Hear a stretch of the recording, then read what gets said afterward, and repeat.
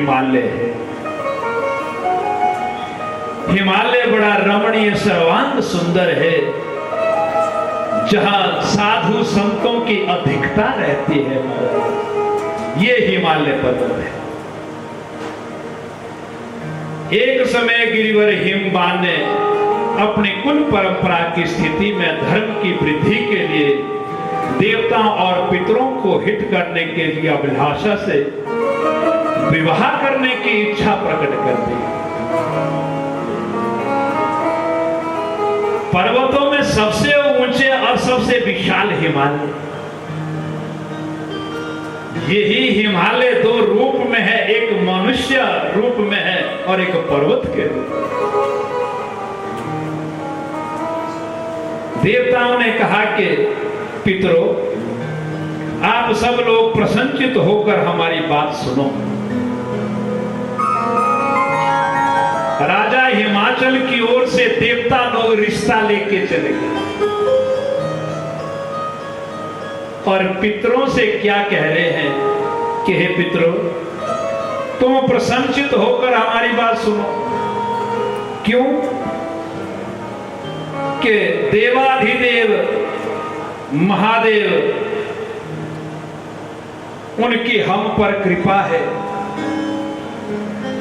हम चाहते हैं कि तुम अपनी इस कन्या मैना का विवाह राजा हिमाचल से कर दो। यही दुख निवारण और पग परंपरा का मुख्य स्रोत हो जाएगा। देवताओं की ये बात सुनकर पितरों ने परस्पर विचार करके स्वीकृति दे दी कि वे अपनी पुत्री मैना का विधि पूर्वक हिमालय से विवाह करेंगे। नारद जी ने पूछा कि हे विधे, अब आदर पूर्वक मेरे सामने मैना के उत्पत्ति का वर्णन कीजिए। मैना कौन है? आज बड़ा सुंदर प्रसंग है महाराज। शिव और पार्वती के विषय में तो आपने बहुत प्रसंग सुने होंगे, परंतु पार्वती जी के माता पिता का विषय के बारे में कम सुना। भगवान वेद व्यास की कृपा से इस 24,000 श्लोकों के इस परम ग्रंथ में भगवान शिव की अनेक महिमा है। ब्रह्मा जी बोले कि हे मुने, मैंने अपने दक्ष नामक जिस पुत्र की पहले चर्चा की है, उनकी 60 कन्या हुई है। दक्ष प्रजापति की 60 कन्या हुई है, जो सृष्टि की उत्पत्ति का कारण है। दक्ष ने कश्यप आदि श्रेष्ठ ऋषि मुनियों को अपनी कन्या को ब्याह किया है। ये वृतांत तुम पहले कथा में श्रवण कर चुके हैं। इन कन्याओं में एक स्वधा नाम की कन्या थी, जिसका विवाह पितरों से किया गया। तो इन्हीं पितरों की ये मानस कन्या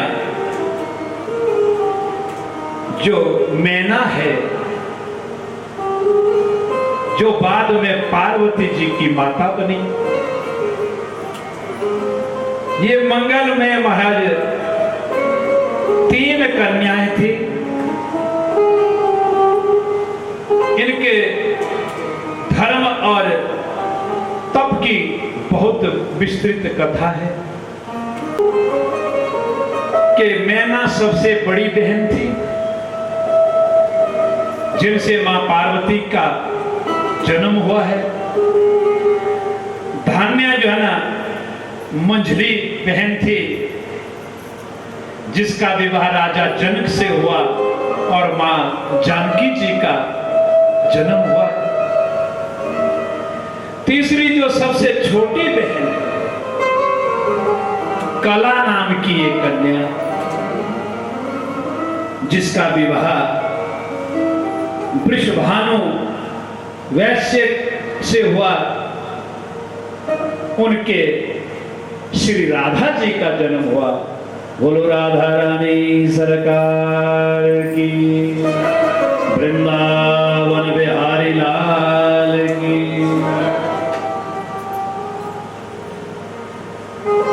तो राजा जनक के पत्नी का गौरव धन्य को प्राप्त हुआ महाराज। इन्हीं 3 पितृ कन्याओं का योग देखें महाराज, तीनों बहनों का भाग्य देखें कि बड़ी बड़ी के गर्भ से महादेव की पत्नी पार्वती जी का प्रादुर्भाव, मंजली से जना भगवान राम की पत्नी का जन्म, और सबसे छोटी कन्या कलावती से श्री राधे जी का प्राकट्य हुआ। तीनों ही लक्ष्मी स्वरूप है। देवताओं का हिमालय के पास जाना और उनके सत्कृत और आराधना की विधि बताना, सुंदर स्थान में जाकर उनकी स्तुति करना। नारद जी बोले कि महामय, आपने मैना के पूर्व जन्म किए शुभ एवं अद्भुत कथा कही है, इसके विवाह का भी प्रसंग सुना। ब्रह्मा जी ने कहा कि नारद, जब माता मैना के साथ विवाह करके हिमवान अपने घर को गए, तब तीनों लोगों को बड़ा भारी उत्सव मनाया गया। उस उत्सव में महाराज तरह तरह का दहेज दिया, क्योंकि हिमाचल घना पर्वतों के राजा है। और मैं भी बड़े समय से इस खोज में था कि ये हिमाचल राजा रहते कहां थे, क्योंकि जिस हिमाचल प्रदेश के हम लोग निवासी हैं, तो पुराणों वेदों को पढ़ते पढ़ते बहुत समय हो गया, अभी तक निर्णय नहीं हो पाया। तो अब किसी विद्वान से मुझे गोष्ठी करनी होगी।